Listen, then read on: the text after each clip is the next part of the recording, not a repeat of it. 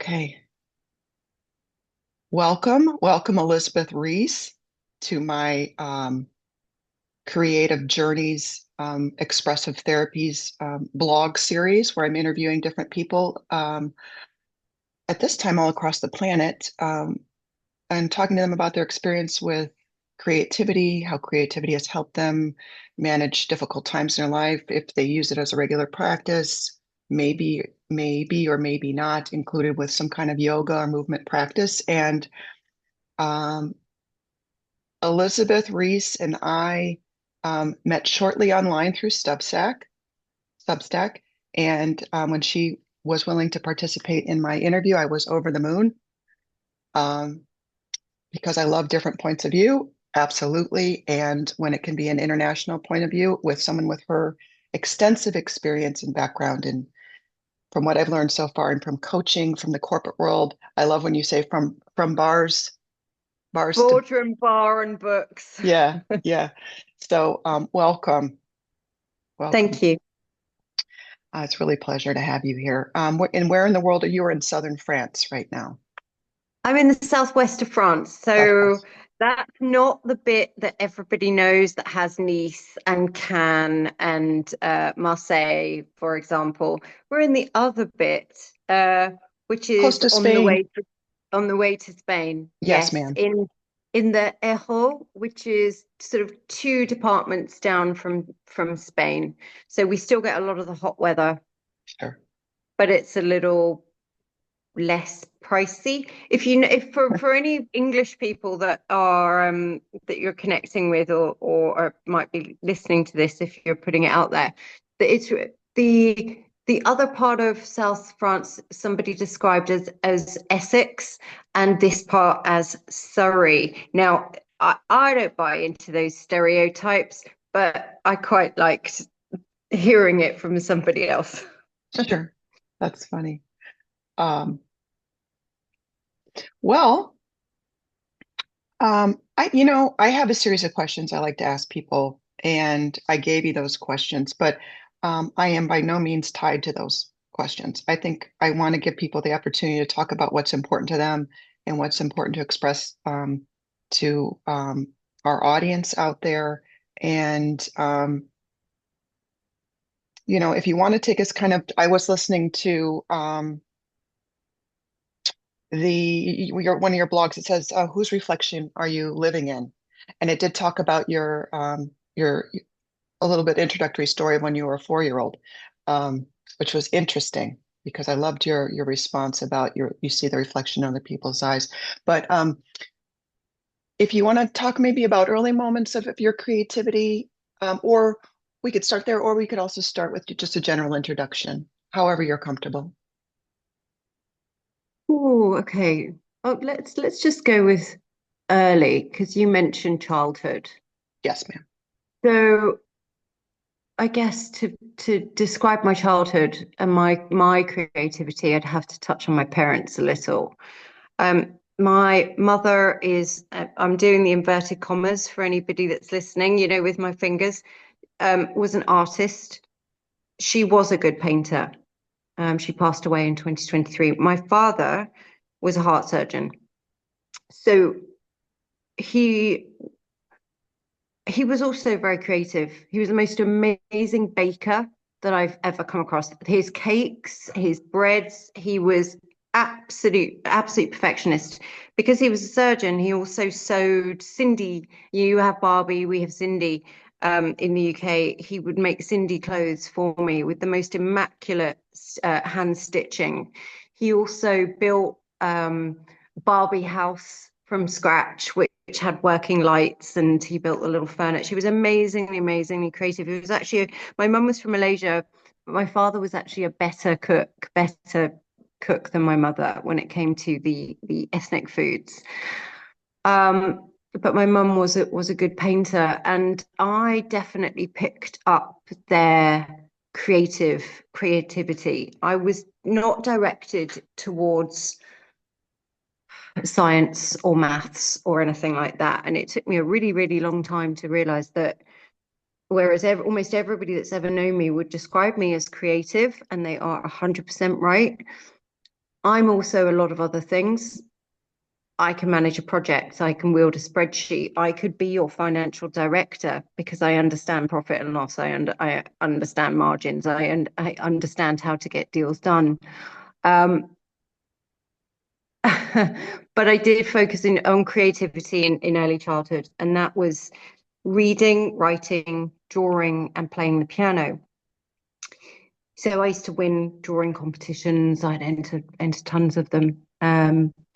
I love writing. I love the physical act of writing. I remember really clearly being taught how to write. And, we go from kind of scribbles as a child to standing at a desk. I grew up in Scotland, so we had a very good primary education. Standing at the desk with the teacher, being shown how to form the letters and to how those would go in between the lines. And that was it was fascinating to me. I wanted to write beautifully, not just write, but write beautifully. And as I grew up and I was a teenager and we traveled a lot, I would write. I had 14, 15 different types of writing. I could be a different person. Oh my God, it's actually literally the first time I've thought about this. Like I thought my writing was just creative on paper.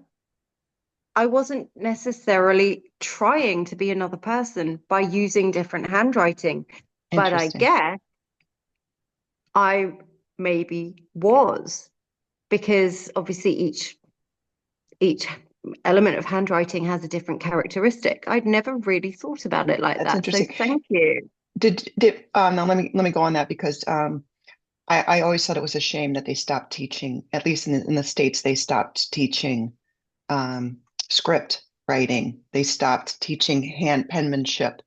Mm. So, a lot of kids, I don't even know if my sons are in their 20s, and I don't think they ever even were able to learn cursive because I just think the schools had already dropped that.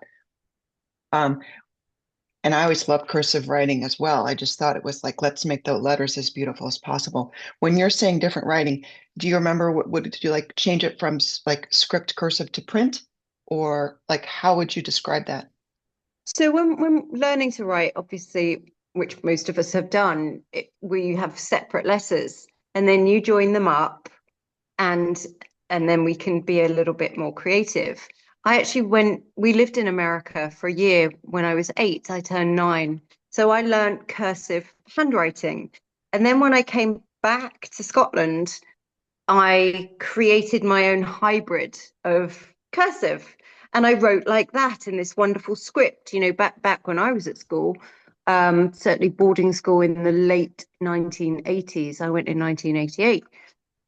Everybody everybody could write, but everybody's writing kind of looked the same. And then I had this very sort of elegant handwriting that you couldn't really tell where it was from. And I learned calligraphy as well, which I loved. My dad was very good at that, and I took that on board. So I would pore over my diaries, which I wrote religiously from the age of 13. Funny enough, I actually 2 days ago, I've always tried to throw them away, and I've never been able to, because I've been moving so much, I've never been able to throw them away. I've never been able to part with them. And 2 days ago, I thought, you know what? It's about time I serialize these on Substack, that I just photograph the pages. I don't need to rewrite anything. I'm going to just photograph them because it's all different colored inks and stickers and these different writings. And sometimes I go all around the page until I'm right in the middle of the page, and it's all kinds of crazy stuff. Um, from boarding school, because I think those stories are fun, they're worth telling, and they're told kind of graphically through the way that I've put the pages together. So that's when I move and I find my box of diaries. That's a little creative project for later in the year when it gets really cold and I'm not going to want to go anywhere. Sorry, I went a bit off tangent Oh, there. that's great. We were talking about calligraphy. But Yes. that you learned something about yourself right now, which is very fascinating. I don't know how much more you want to speak about that, but when you were saying that there were these different aspects of yourself as a child or in your youth, reflected by the writing, um, did you see that more play out kind of like in creative play? or maybe if you want to expound on that at all. Yeah, so I played creatively as a child through my imagination. Um, Dolls, toys, because my parents weren't necessarily around. They weren't, or it was late, or and I'm thinking about the period of time where I would have been Sheffield, so to age 2 to age 6, and then age 6 to 11, we were in Scotland with a little time in America. I didn't want to let go of my toys and my talking dolls and stuff like that. My sister wanted to let go of it way before I did. I liked the conversations that they were having in between in between themselves. I read a lot as well. So from a really, really early age, normal children's books, but my dad, I mean, he was a bit of an unusual guy. I was reading Stephen King from, I don't know, probably as soon as I could read full pages. Yeah. Not good. I mean, I would put Pet Cemetery under my bed, under a pillow. And I wrote poetry. I created poetry a lot in my head as a child. I didn't really think to share any of that stuff with my parents so much. It was more of let's do a dance and, look what I drew today, rather than these are the deep thoughts that are going on in the mind of a child who is 7 or 8. And you spoke about my blog where I say it, how I was 4 years old, saying, yes, you see reflections in mirrors, you see them in puddles, you see them in glass, but you see them in other people's eyes. So that's the kind of kid I was, deep, wondering how on earth I'd ended up in this world, I suppose, like whether or not we remember it. I feel like I can remember that feeling of, I don't know if I'm meant to be here. Not alive, like, I wanted to be alive, but I don't know if I'm meant to be here. Anyway, that's a little bit too deep perhaps for this, but I read before I wrote. And then into my teenage years with the diary, and having brilliant teachers at boarding school who are really inspiring, that really kind of got my creative writing juices flowing. But that, teenagers, you're distracted by a whole load of things, and boarding school comes with its own set of challenges. So the diary was kind of enough.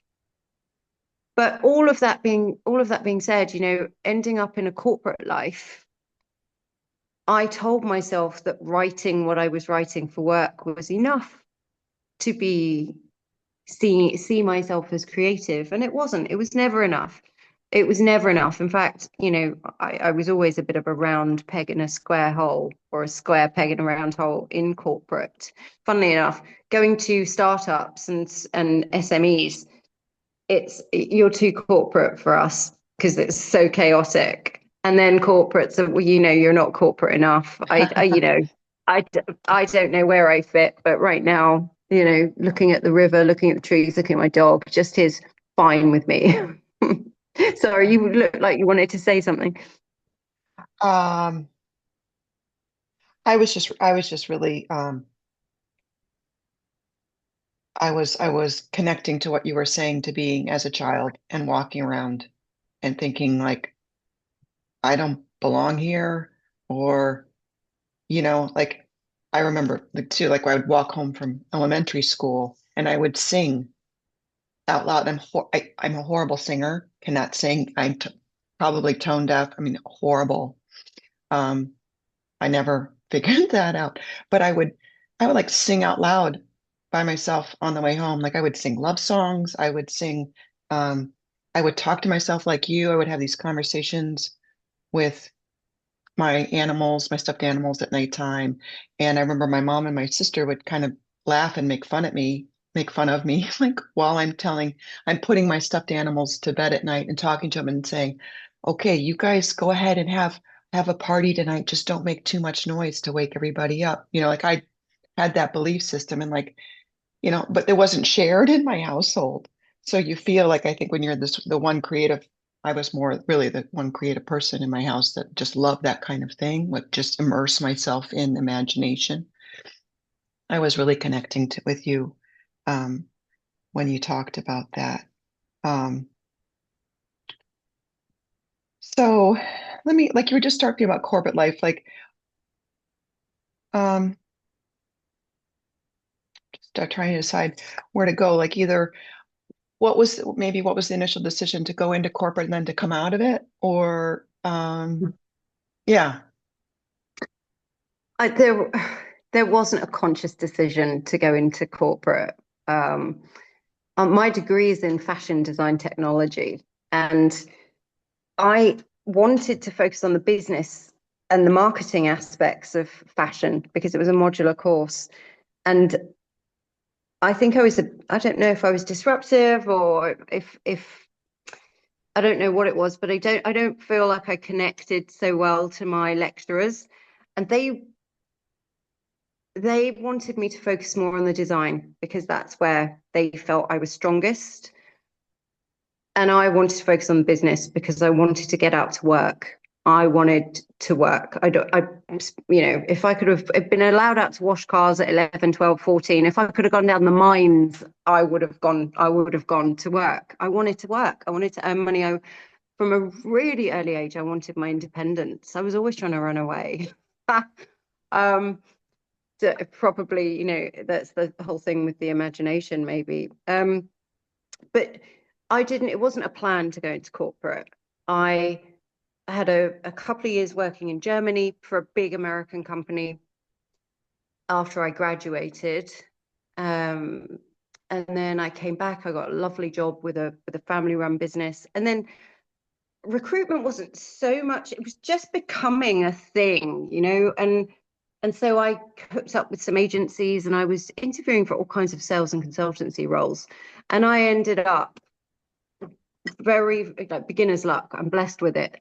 I went right to the top of and ended up working with a global market leader in commercial interiors. So this company, the thought leader for the creation of workspaces across the world, heavily into research and development on ergonomics, as it was the buzzword back in the day, sustainability, task and community-based planning in workplaces. So I could see a way to kind of be creative, be educated, and be elevated at the same time. But I was naive. I think I was incredibly naive because those sorts of systems aren't necessarily designed for the creative type that I believe I am. Um, I suspect way more sensitive than most people, or a lot of people in corporate. I can see every micro expression. I can sense everybody. I know whether I want to walk into a room or whether I don't. It's painful sometimes to stay in one. And I did well in corporate, but being in environments that don't serve us or suit us in many ways comes with a cost. I had to take myself off, lock myself up, and stop drinking in my early 40s. Otherwise, that would have killed me. Drink is the solution. Whatever is the problem comes before we realize that we can find comfort in that first drink. I don't drink anymore. It's been, coming up to 7 years. Wow. One day at a time. Yes, ma'am. One day at a time. I think that drink made me more creative. I know I'm going off on my own tangent here because my dad used to say drinking made him a better driver. It made him a better surgeon.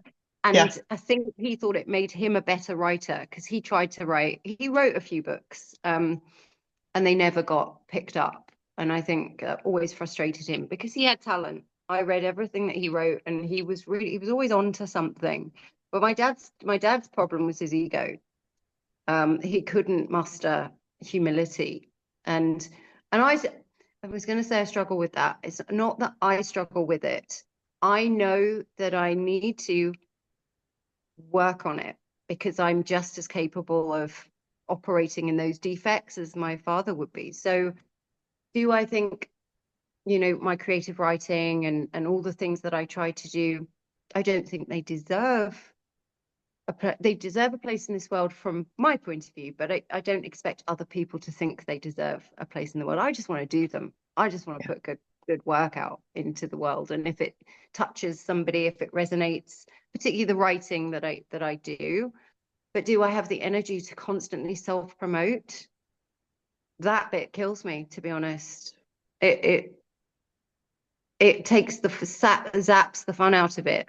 I don't care about competition. I don't look at other people's work and compare my work to it. There is no comparison. That work is their work. This work is my work.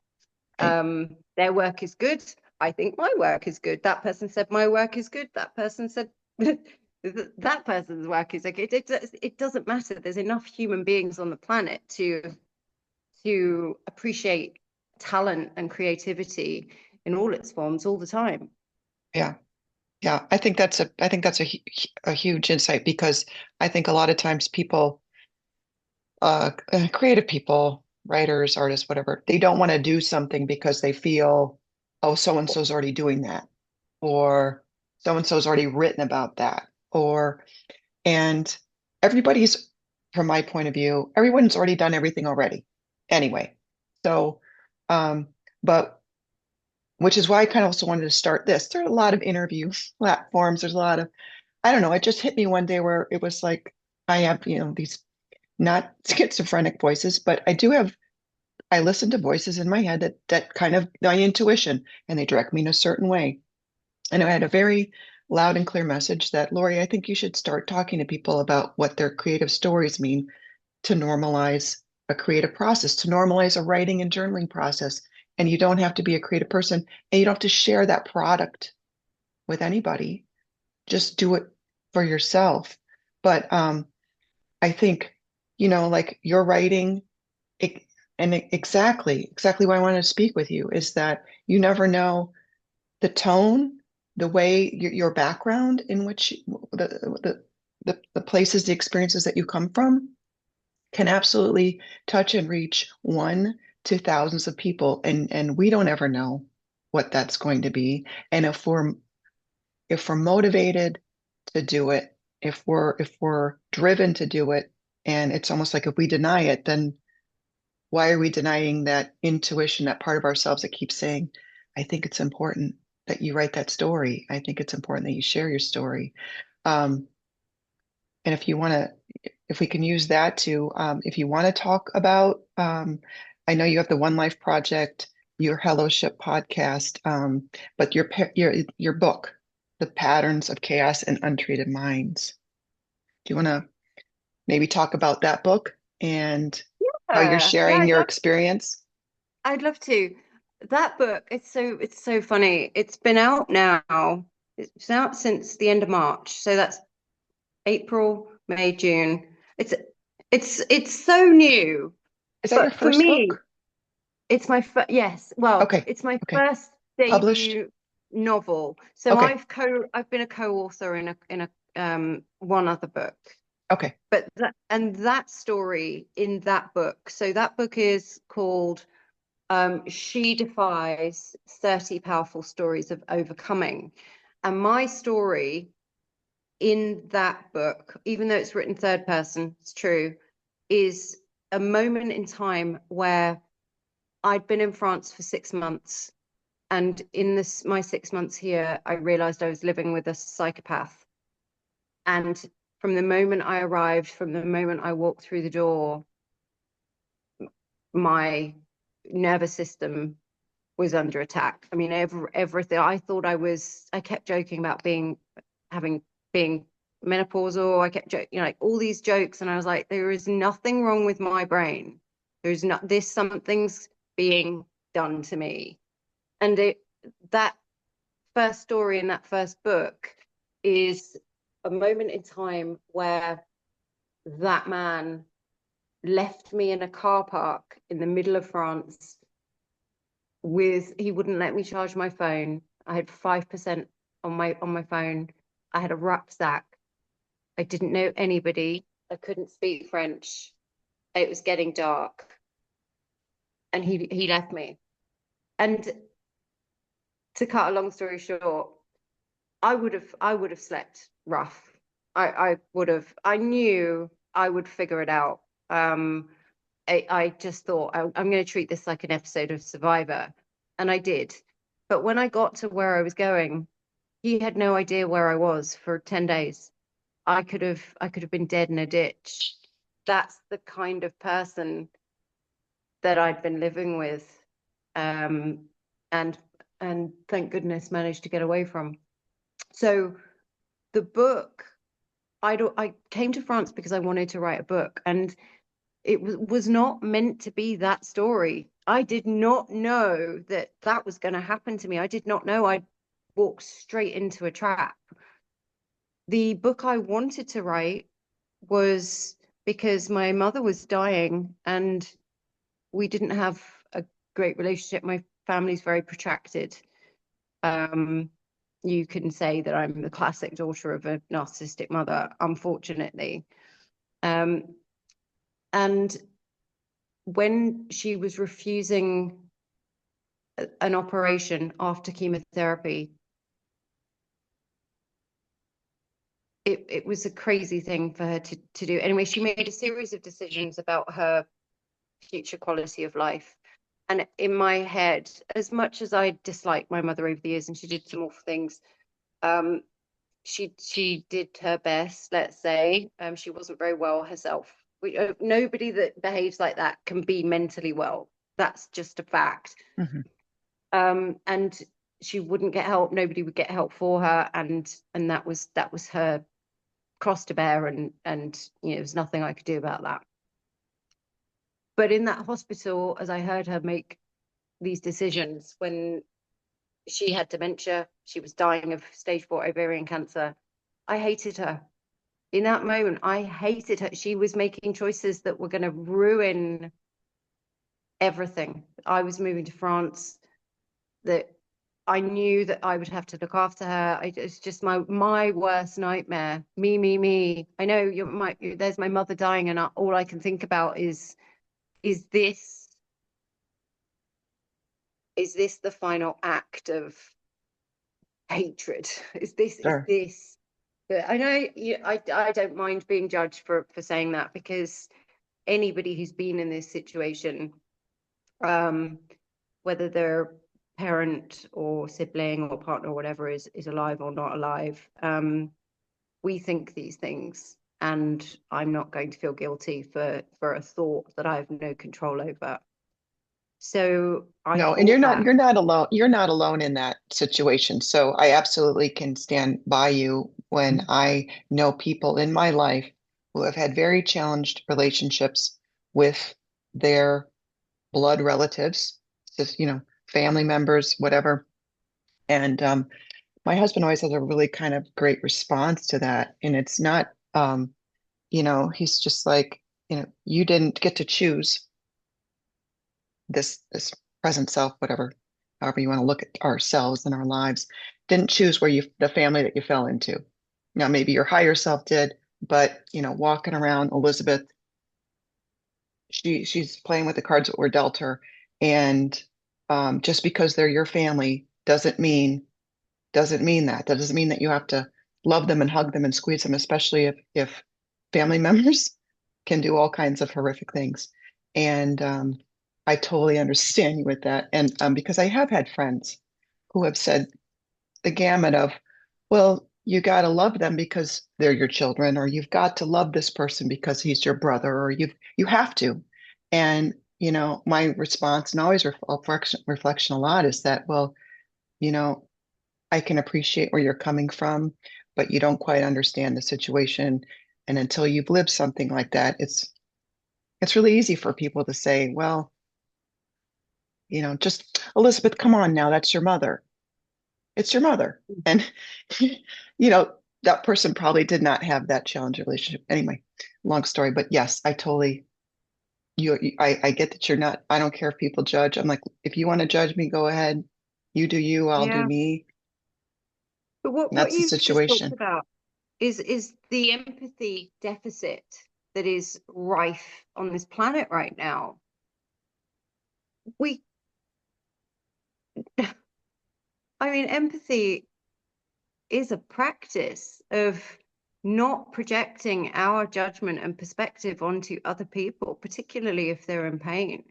And I just despair sometimes at how little empathy I see around the place. And I've not been lucky. I've been in some of the least empathetic environments, and I walked into them naively. I didn't know, but once I did know, I walked right back out. Yeah, I mean, it took a good for you. while because you don't Yeah. you don't know until you know, like getting away from my parents, getting out of corporate, um, leaving that relationship. But there are many different instances. I changed jobs quite a lot of times within my industry, each time thinking it was going to be better, and it was exactly the same. But the book. So where did we get to? Yes. Um, You were talking about you were saying you were going to write a book about your mother, and then ah, you're talking about yes, her progress. Okay. And then you ended up writing that story. a totally different book. Well, but I wanted to make sense of that moment of loathing that I had felt for my dying mother, and so I hit upon what was going to be a psychological thriller, because I've already mentioned that I don't drink anymore, so I'm in recovery. And the premise of that book was that my alcoholic subconscious was actually running the show the whole time. So despite being recovered, step work, fellowship, living a very useful, effective life, actually, what was going on in my subconscious was not great at all.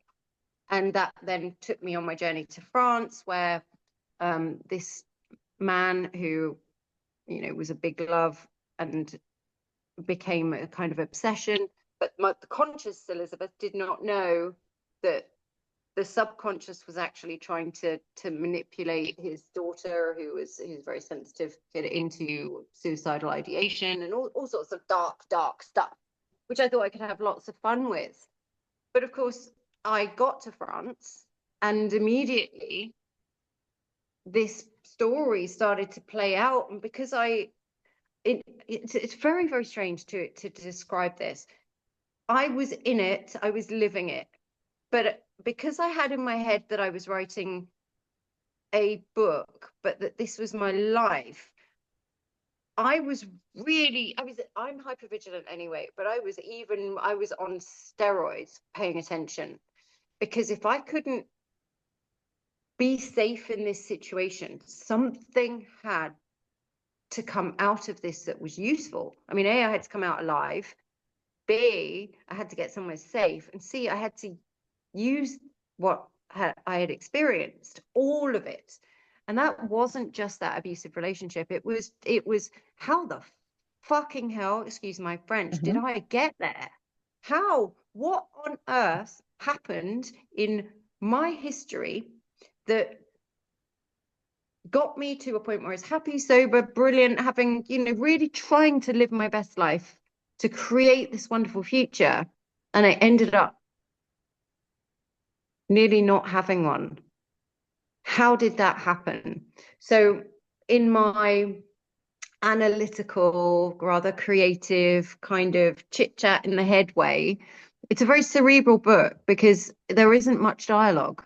It takes place in the ruminating head of somebody that is trapped with a crazy person who's trying to,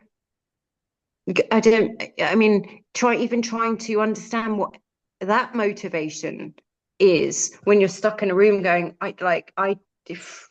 what just happened? How do I get out of this? What do I do next? What's my next move? This is all going on. And I'm, because it was the first time this had happened, although it wasn't really the first time, but it was the first time it had happened in such a dramatic way. I was not aware that of course, there is a whole world of women out there who are in that exact same situation. It doesn't look exactly the same, but it's the same. Everything from, the day-to-day fear to the most subtle and insidious of coercions, and the things that the other people would never notice, the things that you feel ridiculous bringing up because people just look at you like, you got upset by that. They have no idea that it's that all the time, every day. People, you think you're going crazy. So that became my book. That's why it's the patterns, because the patterns are mine. The patterns are the author, the narrator, Eliza. They're her patterns, but it's everybody else's chaos. And the untreated mind is, I mean, it's a lot of the people in the book, but it's her wondering, I thought, saying to herself, I thought I dealt with all of this stuff.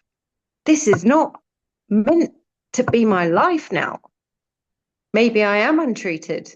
Which bits of me are untreated? What part have I played in this? And how do I change it? Yeah, so it's a long title. I'd call it Twisted now if I could go back and do it again. But anyway, it's out there now.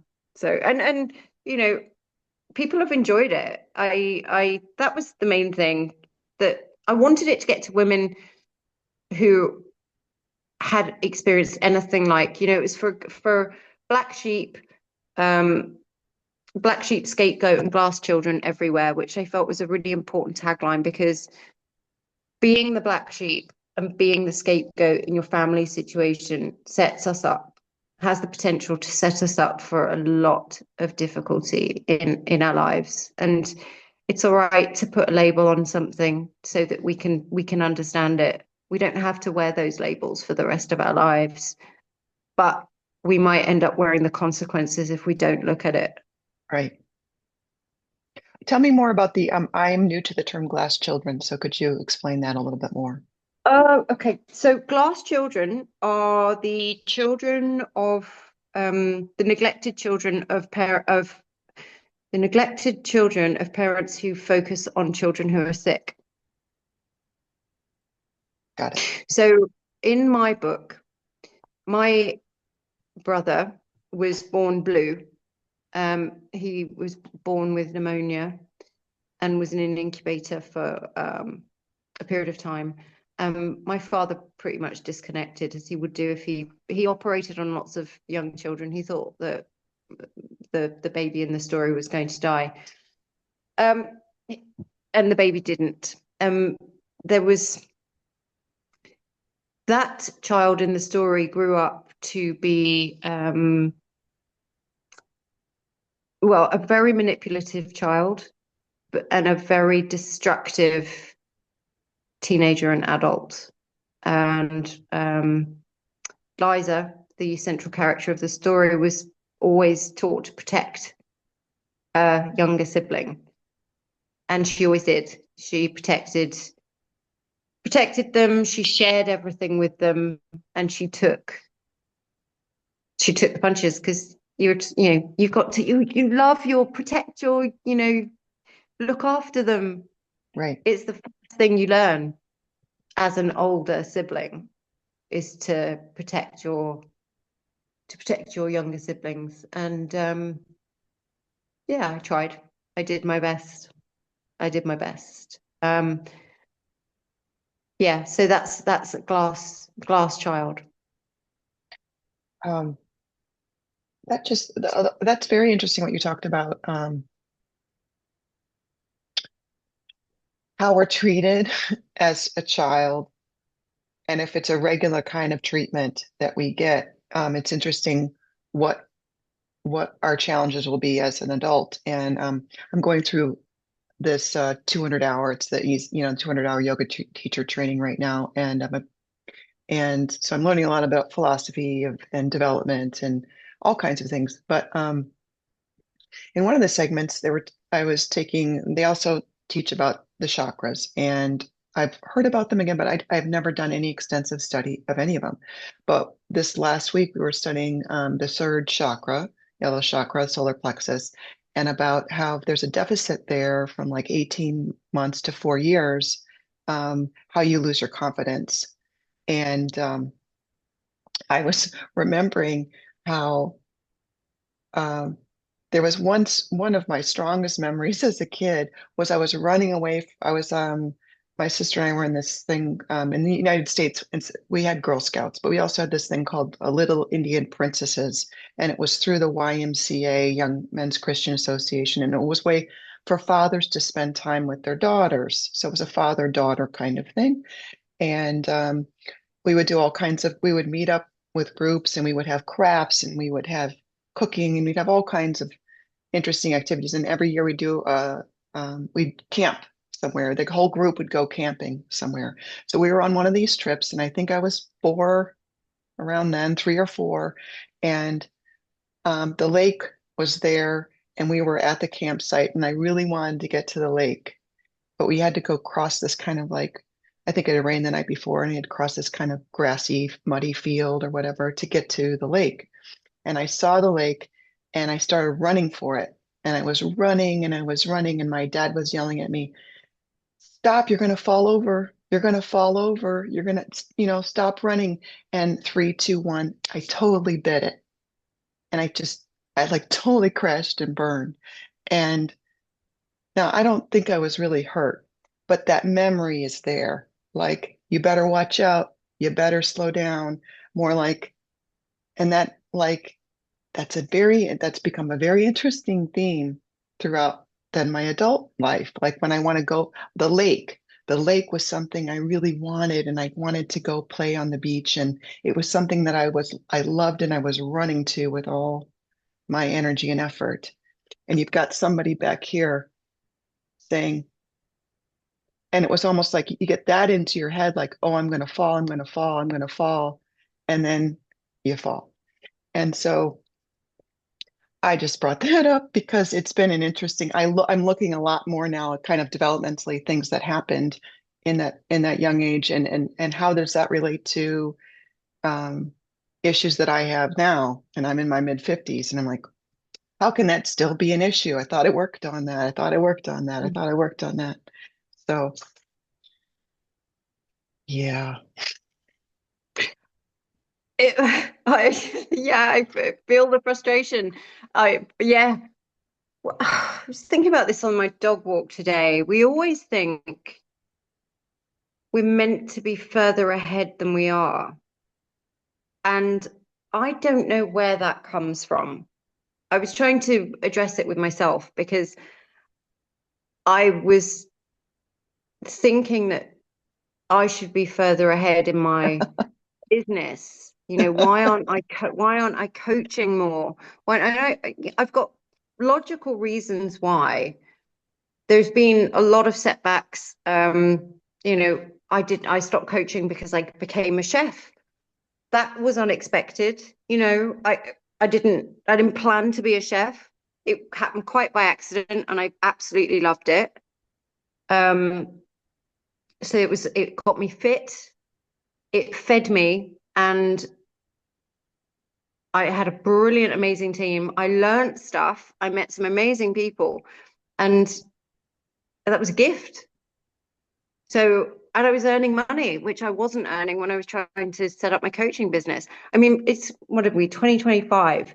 It's been 4 years that I've kind of been, pumping away in the background. But for 2 of those years, I was a chef. For one of those years, I was living in a caravan trying to survive in France, homeless, jobless, with no paperwork to let me stay here. There's lots of good reasons why I'm not further ahead than I should be. And in that time, I wrote my book in 28 days in last year. I escaped the cold, came down to the south, and I just knew I had to write my book. I gave myself 3 months, and I wrote it in 28 days. This is another thing when I was thinking, because I've just developed a writing course that I'm so pleased with. And I said I'd never develop a course. But it's because I wrote a book in 28 days I'm not going to tell other people how to write a book in 28 days. They can ask me. By all means, ask me how I did it because it's really great. It's kind of magical how I was able to do it. But that whole book was a lifetime of living. The conversations that took place in my head over decades, the situations, the reliving.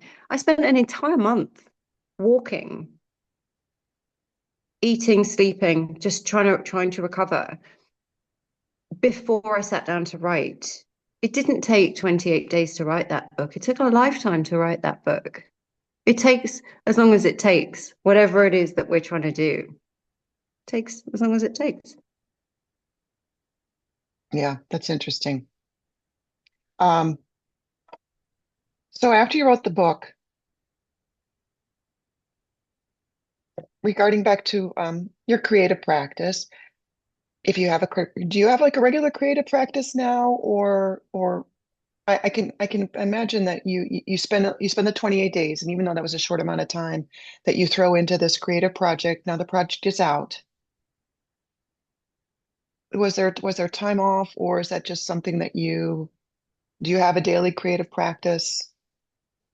I do something creative daily and I practice it, I suppose. So I write every day, whether that's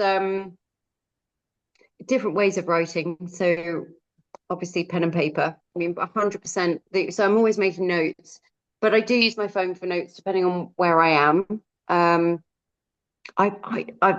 I'm a laptop averse, if I'm honest. I'd rather not spend any time on my laptop if I can avoid it. I'd rather just have big bits of paper everywhere and just draw.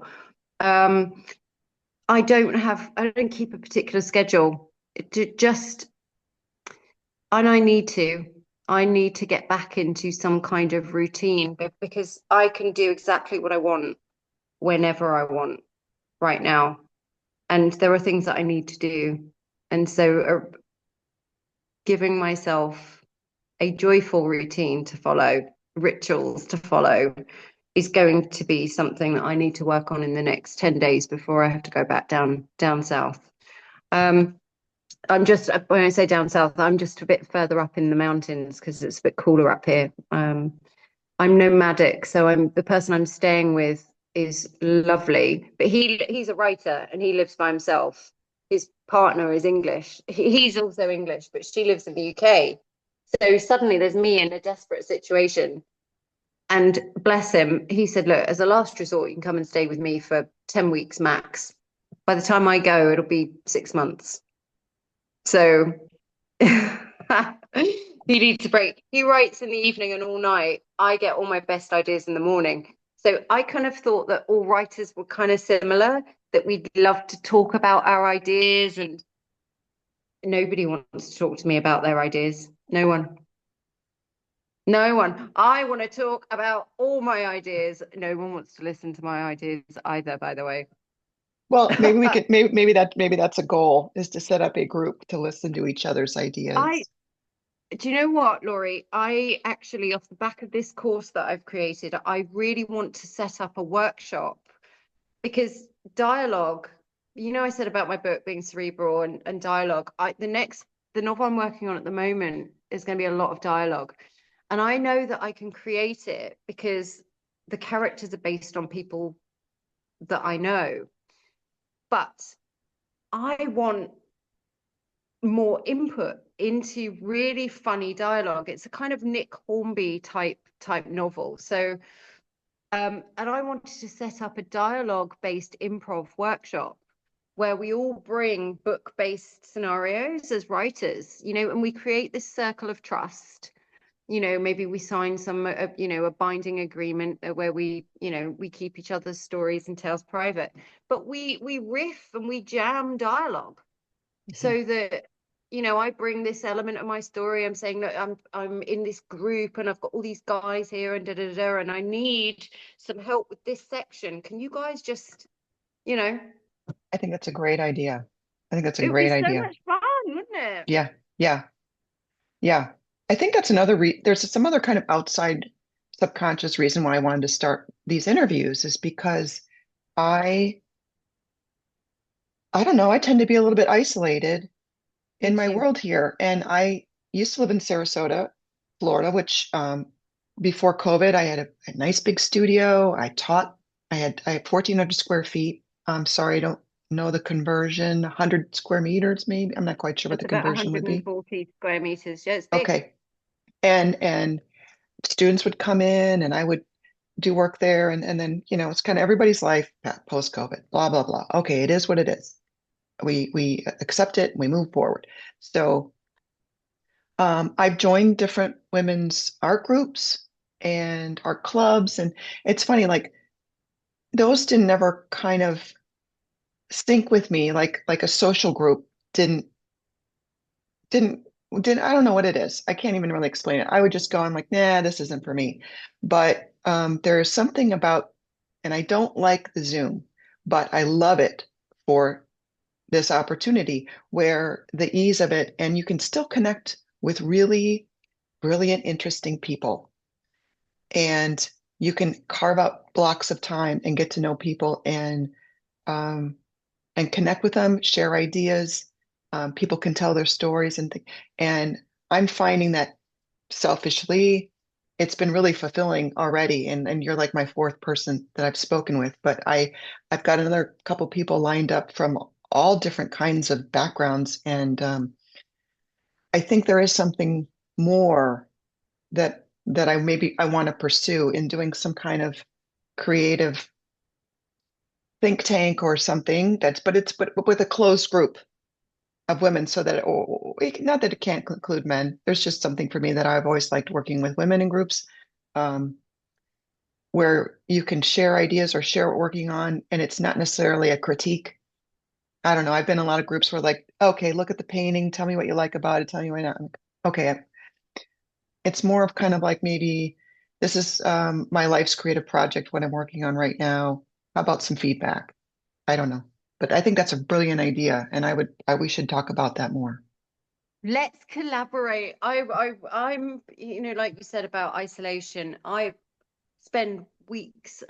Please don't feel sorry for me, anybody that's listening, but I can spend weeks by myself with Johnny, just going for walks, and then I meet people in the street in France, and I make friends very easily. My French is much better, and Johnny is adorable. But He's the it's, dog. I don't. Johnny's my dog. Yeah, Yeah, she's an Egyptian. she. Yeah, the guy who rescued her named her Johnny, so I had no choice in the matter. But Sure. she's an Egyptian rescue, and she's great. She's a stayer, not a walker. That's why my blog is called "Waiting is the New Walking." Because I worked in commercial interiors, so they're always saying, "Oh, sitting is the new standing, something is the new smoking, blah blah blah." So yeah, waiting is the new walking because she forces me to stand still, and instead of huffing and puffing about, I wanted to have my walk done by, X time, I have to wait for her and go, like, what's interesting to Johnny today? What's she looking at? What am I missing? I mean, it still does drive me nuts, but I love her. That's it. That's Yes, we should collaborate because I'm finding it quite difficult to find my people, if you like. My friends that different it's all different. I'm different to the people that I know. I want different things. I want to do different things. And if I could just even not earn a thing, even if I'd love to be independently wealthy, who wouldn't? But to sure. just write and engage with people in a helpful way all the time. And I know we have internet platforms where we can do that. And I would like to leverage Substack. I would like to be paid enough to live by doing what I do. But I when I love what I do, I will do it.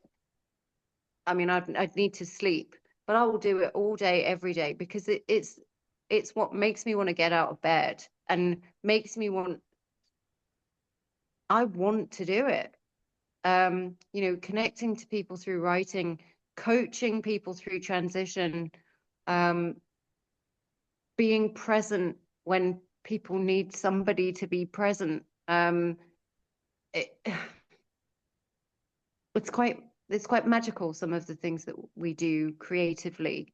And this is a really important point for me. I know we're coming up to some time, but I think self-advocacy is really, really important. I'm not just talking about self-awareness. I'm talking about knowing, like a deep knowing that what we have within us and that what we do without us is valuable, whether we're being paid for it or not. I wouldn't be able to keep going in my life if I didn't think that I had a value in that way, even though I'm not earning very much money just yet. As I said, there are good reasons for that. But, in this period of time, I'm going to take all my skills and put that into building something that's sustainable, not just for me to live a nice, good life with Johnny, but that I don't have children, and I don't have a big together family. So my legacy is only memory.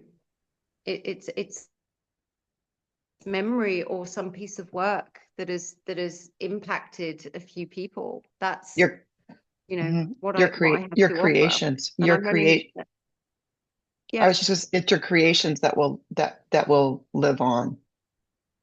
Your stories, everything that you write down is this archive of your existence and what you brought to the planet. And I'm not a big writer. I mean, I write my blog. I've always liked writing. Um,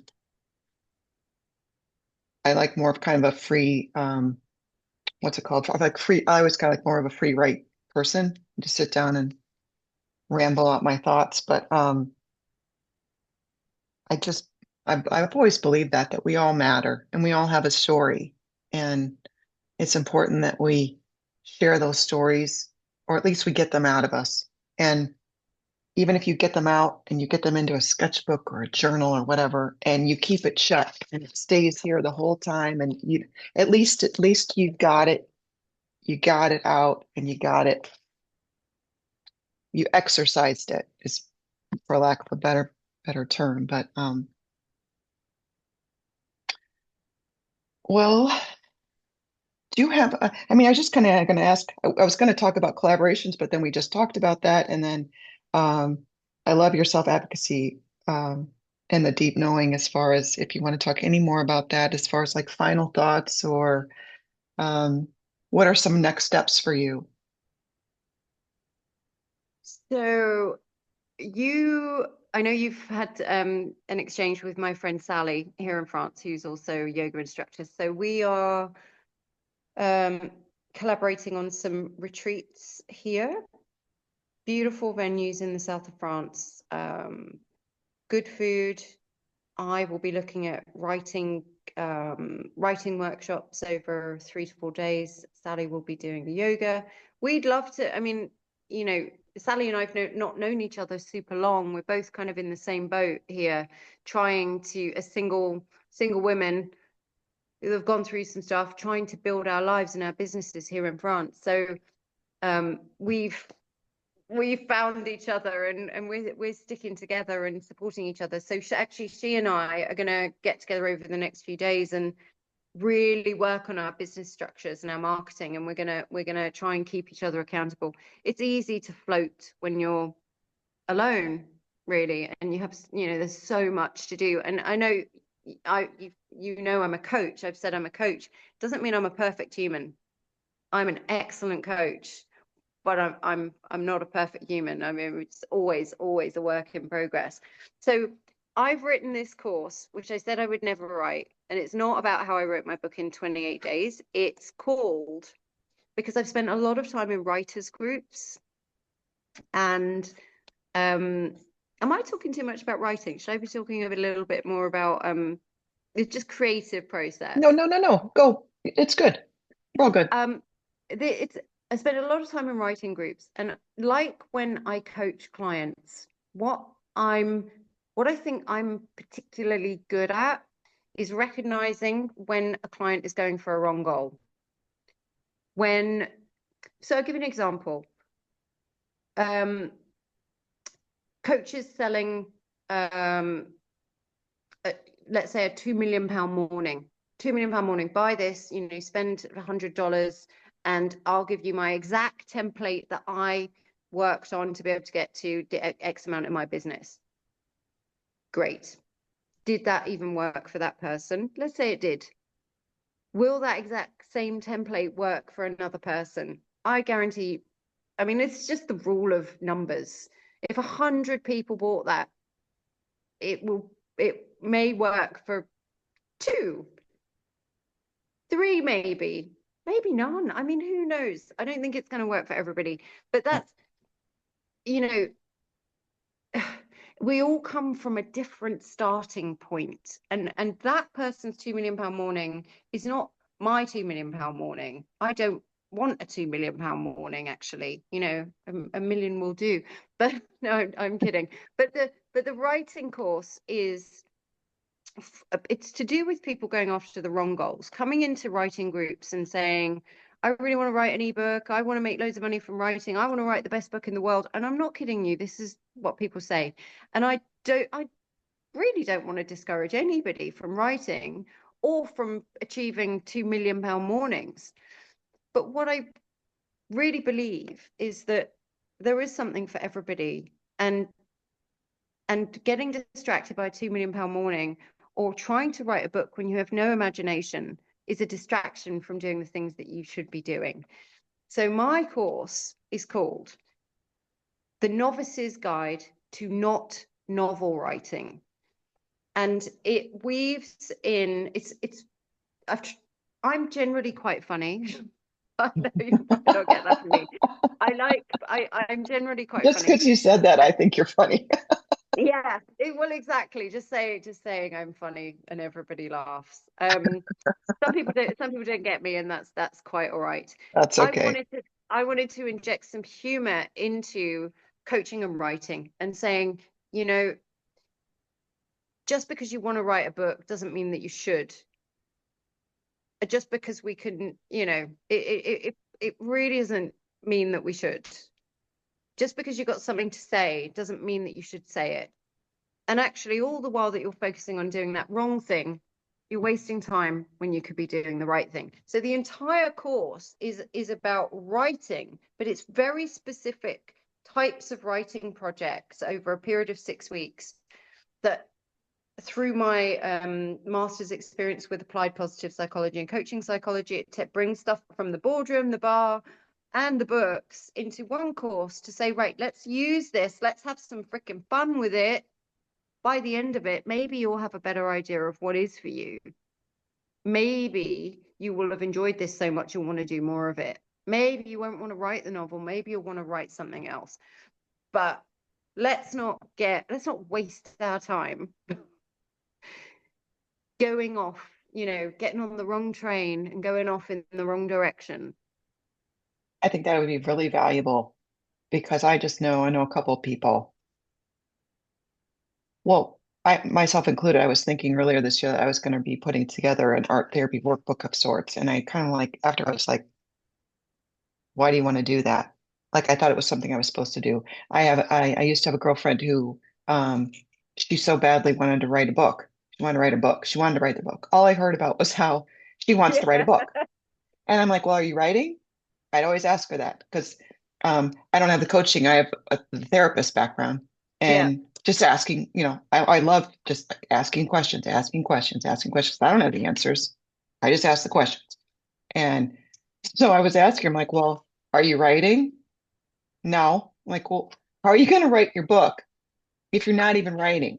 Like, are you right? She was reading a lot, but all I heard about was how she was going to write this book, going to write this book. And I said, well, what steps did you take today? What steps did you take last week? What steps are you going to? And just like day to day, like simple, baby steps, baby steps.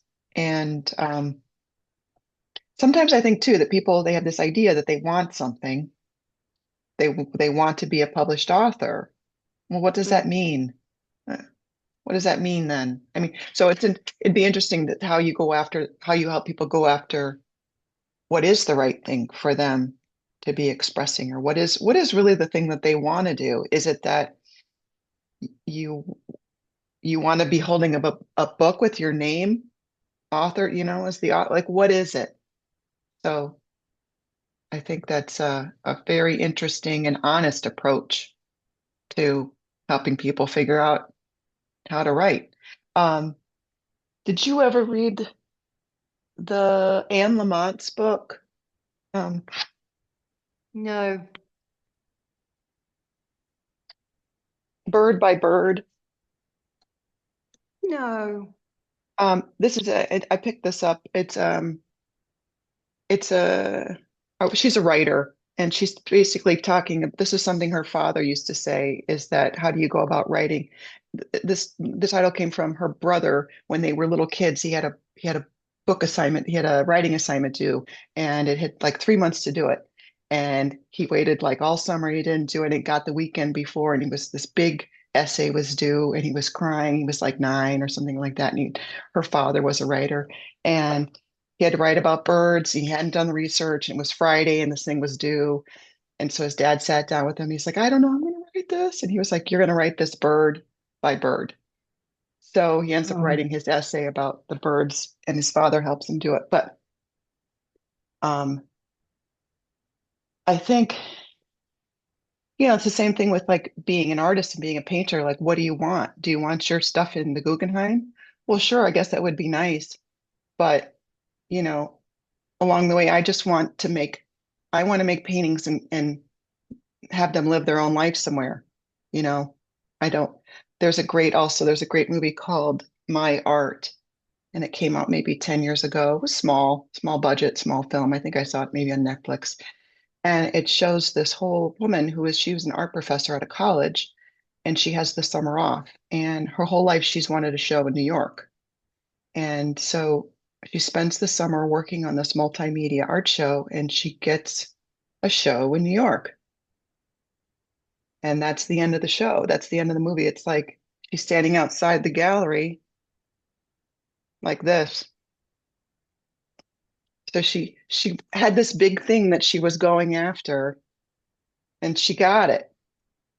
And then it was like, okay, it's like now what? Is that all there is? Is that all there is? Whoever sang that song, is that all there is? To a Oh gosh, who was that woman from the 50s? Oh, is Is that that all there is? Yes, is that all there is? Yeah. Oh, Is that all oh, there is, my friends? Then let's keep dancing. You see, you don't yeah, want me to sing. yeah. Anyway, well, any It's last that thoughts? that exact thing is called the hedonic treadmill. It's the ups and downs. It's hedonic well-being as opposed to eudaimonic well-being. Sorry, this is my master's stuff, my Oh, coaching stuff coming out, the well-being yes. stuff, well-being. So if we expect something to happen, something good, like it's my birthday next month, I'm going to be 50. I know it's my birthday. I know I'm going to be 50. The only way that that's going to give me a particular spike in hedonic well-being is if somebody managed to throw me a surprise birthday party. That would, or, I don't know loads of people here that would know what to buy me, so I don't imagine I'll be getting any gifts, but anything that came as a surprise would give me a hedonic spike. And then of course afterwards, the day will have gone and I'll drop back down probably below my baseline. But that's the ups and downs. When something that we're expecting, even if it is good, is coming because we've worked for it, we don't get a spike. It's not in the goal attainment that the good, that the well-being is, or at least not in my experience. It's this crazy up and down that happens elsewhere. And so I try as hard as I can in my life, because obviously I've come from addiction, so I don't want the ups and downs, to make sure that my baseline is high up, that I know that I enjoyed the writing, and when it's published, which it will get, it's getting published. Maybe it'll get to bestseller, which it did on Amazon. Apparently, that's not good enough for a lot of people. I'm not a proper writer, or I knew that. I just wanted bestseller. Would I have been disappointed and upset if I hadn't got bestseller? No, I still had a book out there. I prepared myself for all of that. but yes, the the goals of writing are all very different, and it's not about, I don't, it's not about the big thing. Although I am still waiting for the call from Netflix for the limited series. It could happen this afternoon. Could happen, could happen. Right. Don't want you need to go and get ready to go and get Yes, off ma'am. somewhere. So I do. really hope we can have another chat at some point because I want to hear about your retreats. And Yeah. I've just put an offer on a house here, which has huge rooms, great for art, and an amazing attic, which I'm gonna try and do something as a studio. So if you ever find yourself in the southwest of France, Well, I think I have another girlfriend, a really dear friend of mine from here, from Sarasota. She's also a painter. She went to a retreat with her sister. Her sister leads her retreats in south of France. I can't remember exactly where. Um, and she went with her last summer. And when she came back, we reconnected after her retreat. I'd seen that she had been to France, and said it changed her painting in a really big and open way. And wow. I was like, oh, well, her name's Debbie. I'd like to reconnect with you, Debbie, because I saw that you had this, she had basically a breakthrough moment as a painter going on this retreat. And so she inspired me to look into going on my own artist residency experience because I hadn't done that for a long time. And so she inspired me to do that. And I went to Sardinia in the spring, did an artist, participated in what was supposed to be a 30-day artist residency, and it didn't work out the way I wanted to. That's a whole other story. I think I wrote about that a couple times. But anyway, um, but so yes, I'm so spending that month away, I ended up being by myself for the month. I spent like 5 days at the artist retreat and then I left. And I Mm. basically did my own solo retreat around the island of Sardinia by myself. I took this portrait project with me on the road. And but I found that immersion in nature and between the mountains and the forests and the beaches and the rocks and the nature of Sardinia to be really transformative for me. So I have hopes and dreams of someday leading retreats in Sardinia. I was trying to put something together this fall because I do have a friend that I made there who she runs a guest house, and we were going to have it based out of there. So that's something I might do in the spring. But I am absolutely, that's something I'm interested in create, and that's also why I pursued the yoga teacher training, Mm. because I wanted to combine meditation um, in a proper way. I lead meditations now, but I really kind of wanted to have more of a educational background on leading. So most of my retreats or art classes were, or art sessions were meditation, then let's go paint. Short meditations, let's go paint. So I Guess think what? these things, yeah, we're gonna, okay. Well, I've just recorded a series of meditations for a meditation app called Meditation Mantras. Sorry, it's just I don't always look at the app. It's Yeah, he's just launching it. It's in beta, but it's all 5-star reviews. Really nice guy. The guy that rescued Johnny met this guy Leon on a beach in Egypt, and they phoned me and said, "This guy's looking for the science. Can you do some scientific meditations?" I'm like, "I don't know what you're talking about, dude." Like, anyway, but I'm building in like the models of well-being from positive psychology, and I'm creating meditations around them. And Leon he's a sound engineer and musician, so he's putting in the theta and he's deciding on the hertz and all this sort of stuff.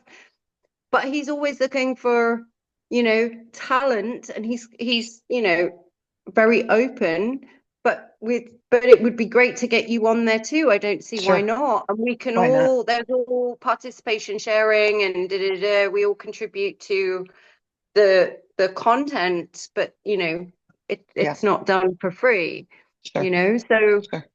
if you wanted to create meditations that are going onto an app. I know he's talking to a wellbeing platform right now about getting his app on there. Great. Then we can Why get. not? Well, I like sharing my contacts. I'm not precious about them if they can help other people and ultimately Yeah. help the collective who, and Yeah. if there's anybody out there that's still going, oh, meditation's not for me, seriously, You like should in be. this day and age, you're not even trying. That's Yeah. insane. Yeah. Yeah. Um, I'm gonna wrap up the recording for us, and then if you would just want to hang on for 1 second. But Yeah. Elizabeth, Reece, thank you so much for being here today, and for everyone who's joined us and watching this segment. I appreciate you too. I look forward to following up, having maybe Elizabeth and I can follow up in a couple months and see where she's at. I think that would be fantastic. All right, you guys have a great day.